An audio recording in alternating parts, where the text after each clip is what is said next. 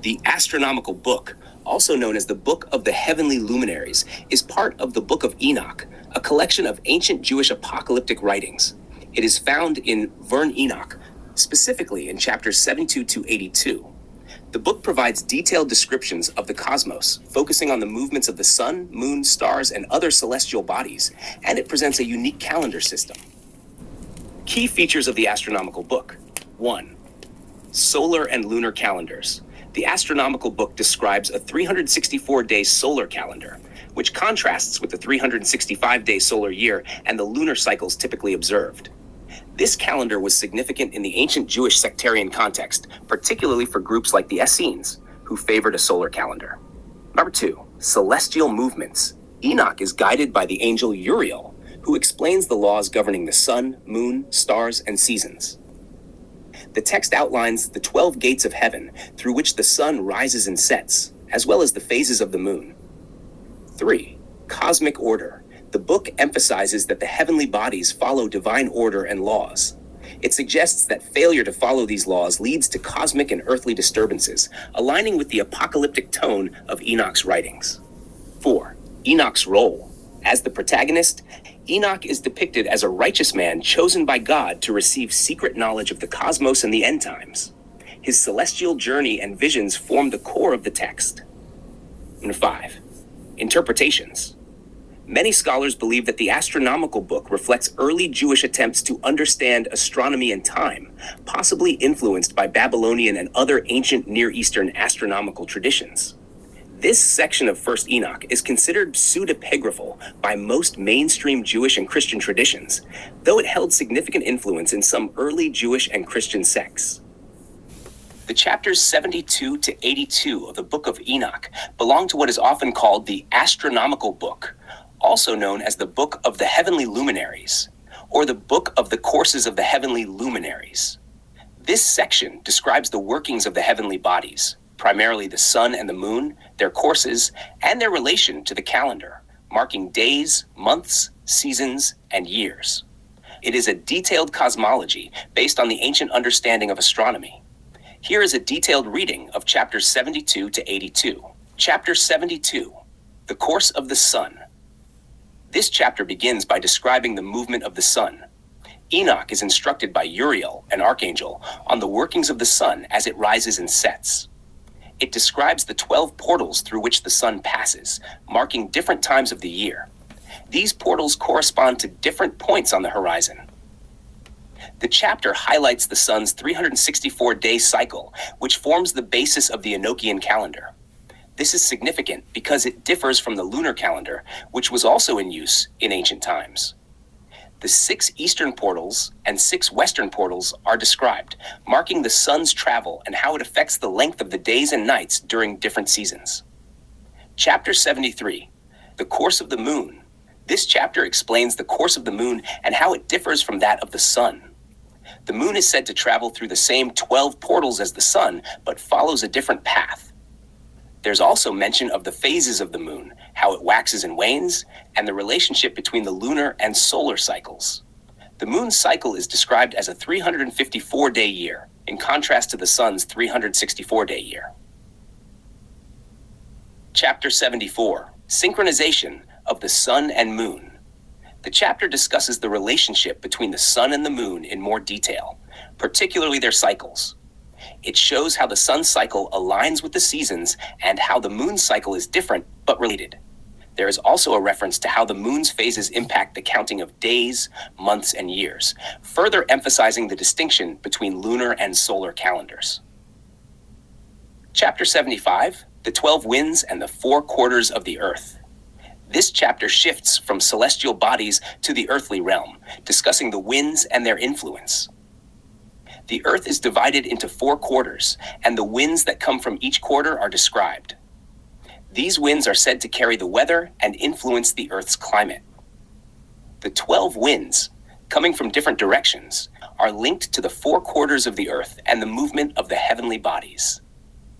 Chapter 76, The 12 Portals of the 4 Quarters of the Heaven.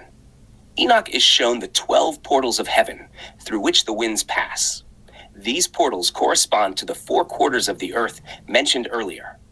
Each quarter has 3 portals, one for the east, one for the west, and one for the north and south, each allowing winds and other heavenly phenomena to move between heaven and earth. Chapter 77, The Sun and the Moon. Chapter 77 describes how the sun and moon interact with the winds, which are responsible for weather and climate. There is also mention of how these winds and portals control the flow of rain, dew, frost, snow, and other weather patterns. Chapter 78, The Phases of the Moon.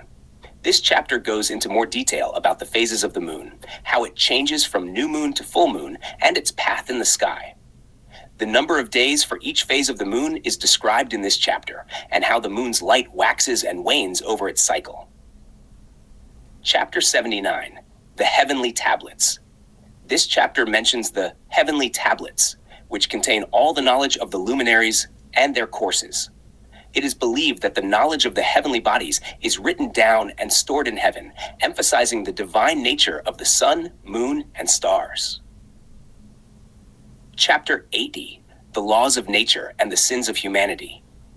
This chapter warns of the consequences of humanity's sins and their impact on the natural world.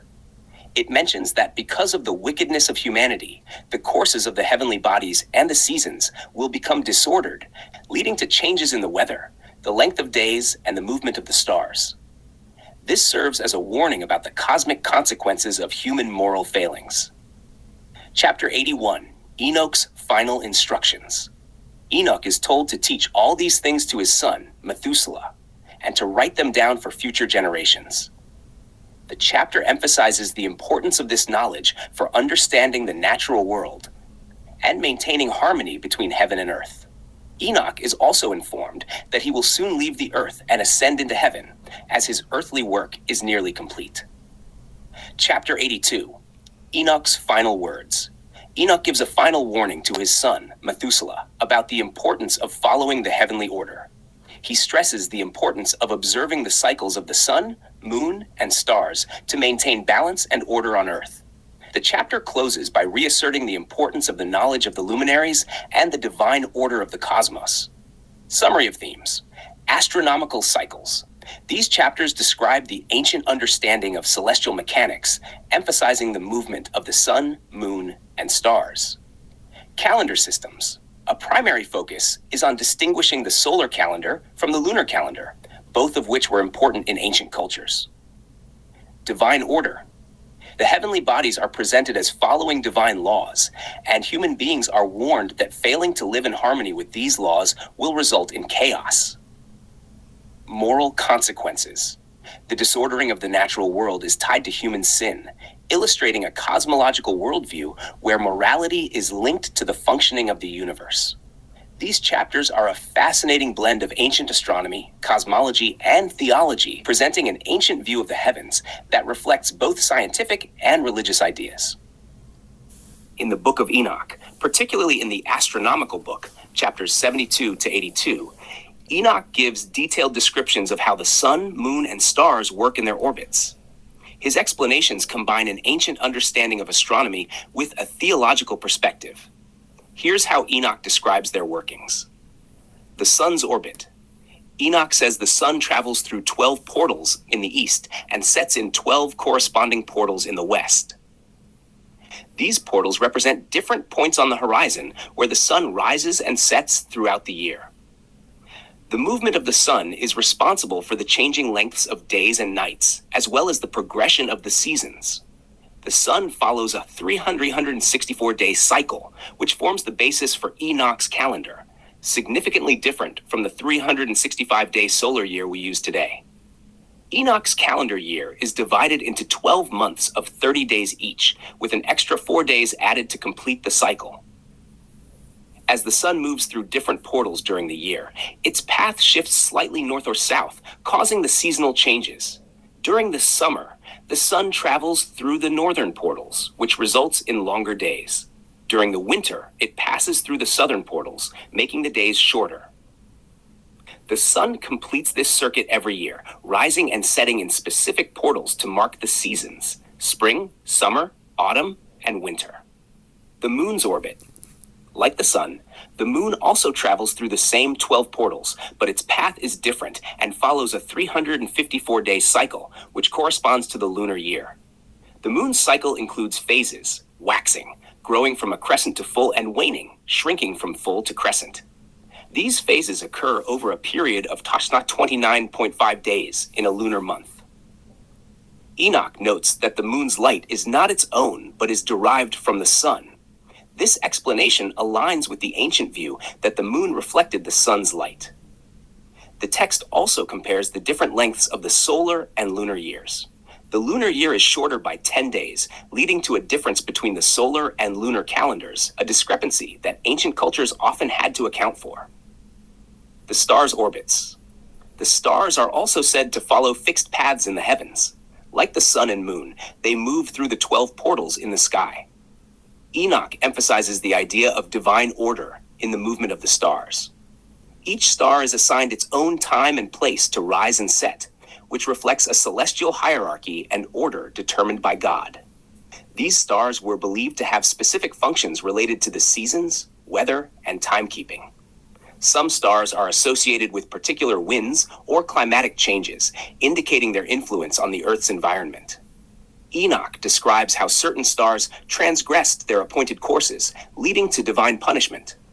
This suggests that even celestial bodies were expected to follow strict divine laws, and deviations were seen as forms of rebellion. The role of the heavenly luminaries. Enoch stresses the significance of the sun, moon, and stars in maintaining cosmic order. They serve not only to provide light, but also to regulate time, the calendar, and the seasons. Their movements are tied to the 364-day calendar, which is structured in such a way that the cycles of the sun, moon, and stars are coordinated to keep time. This order is divinely established and overseen by angels, particularly the archangel Uriel, who is charged with revealing the workings of the heavenly luminaries to Enoch. Warnings about disruption of the natural order. Enoch also provides warnings that if humans stray from moral behavior, the movements of the sun, moon, and stars will be disrupted. He suggests that humanity's wickedness can lead to a disordering of the natural world, with consequences for the seasons and climate. There's a sense of balance between human morality and the operation of the cosmos, where the heavens reflect divine justice and order. Summary. Enoch describes a complex cosmological system in which the sun, moon, and stars move according to a divinely established pattern through portals in the heavens. The sun controls the length of days and seasons. The moon follows a slightly shorter yearly cycle with its phases, and the stars have fixed paths that correspond to earthly events. These celestial bodies are tightly interwoven with the idea of divine law, and any disruption to their orbits is linked to human misbehavior and sin. Enoch's cosmology reflects the ancient worldview of the time, where celestial mechanics were seen not only as a matter of natural law, but also as expressions of divine will and cosmic order.